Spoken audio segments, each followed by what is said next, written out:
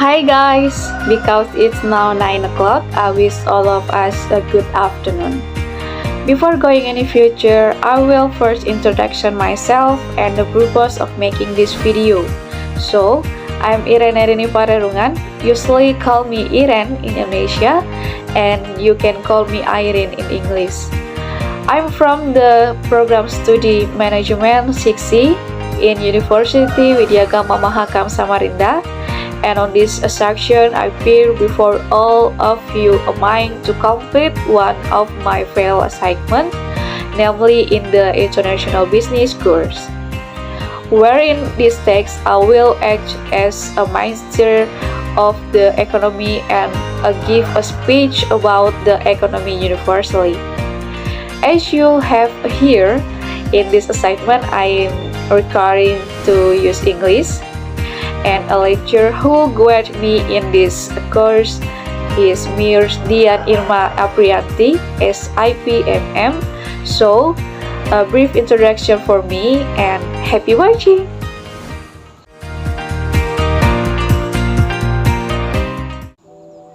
Ladies and gentlemen, economic growth is an increase in the value and amount of production of goods and services calculated by a country in a central period of time based on several indicators, such as the increase in national income, per capita income, the number of work that is greater than the number of employed, as well as the reduced poverty rate.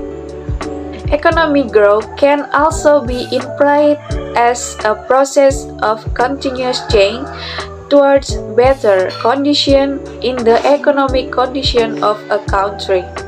The economy of a country itself can be said to be growing if the economic activities of its people have a direct impact on the increase in the production of goods and services. By knowing the level economic growth, the government can then make plans regarding state revenue and future development. Mainly, for business sector players, the level of economic growth can be used as a basis for making product development plans and resources. In the development until now, there are various theories of economic growth. This theory itself appears a lot to explain the growth seriously as well as the factors that directly influence and increase in the national economy by experts. Among the many theories that have emerged, here are some of them. First, neoclassic theory. Neoclassic theory, or also known as the slow swan model of economic growth because it was originally introduced by Adam Smith, then put back by Robert Solow and Tui Swan. This theory states there are three main factors that influence economic growth, including capital, laboratory, and technological development. This theory also believes that an increase in the number of works can increase per capita income. However, without development modern technology, this increase will not have a positive impact on national economic growth. Second, classic theory. Classic theory has developed since the 18th century. Its originator is prominent figure named Adam Smith, who stated the economic of the population in country will reach in highest point when using a library system consisting of two main elements, namely population growth and output. This concept was later referred by David Ricardo, who stated that population growth did not have a positive influence on national economic growth. On the contrary, it would only increase in the productive workforce and result in the decrease in workers' wages. And finally, the historical theory. This theory was developed by a number of economists including Karl Bacher, Werner Schobart, and Frederick List, with different viewers, but both are centers of the economic activity of society. According to Karl, the relationship between products and consumer affect national economic growth. This relationship itself occurs in cities, communities, close household level to the world. There are several factors that influence economic growth, such as first, natural resource. Natural resource or something that comes for natural include soil fertility, location and composition, natural wealth, mineral, climate, water resource to mineral resource. For economic growth, the availability of abundant natural resources is very good in supporting development. Second, humanity resource. Humanity resources play a very important role in economic growth.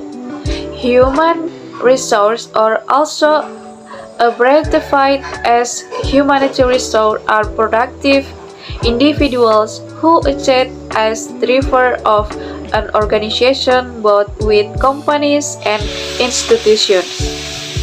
It acts as the main element of the organization compared to other elements such as technology and capital because it's human who will control these other factors.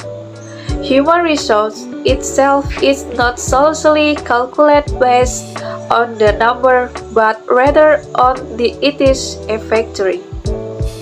It necessary human resource to work effectively. Several things can be done, such as second, adjust the job, the abilities and interests of human resource. Performance of human resource will be less productive if they accept assignments that are not in accordance with their abilities and interests. Therefore, they must be smart to choosing and determining their position according to their abilities and interests in something. Third, training program. Providing training programs to human resource will also help improve their skills. The training program must be well structured and must be right on target and in accordance with valid data. Guidance on valid data will produce optimal output. Fourth, period evaluation of human resource performance. In controlling the performance of human resource within the specific period, an evaluation is needed so that they are introspect and try to improve their work to maintain their position. Last is political factor and government administration. Weak political and administrative structure are a major obstacle to a country's economic development. Politics that are in unstable condition and a corrupt government will centrally hamper economic progress. In addition, the social aspect of people's life such as behavior, attitudes, work motivation, community viewers or community institutions, legal order, and the composition and implementation of law and regulation are also factors that hinder economic progress. So, it does not support the implementation of economic growth. Therefore, the law should be implemented in a consistent and orderly manner.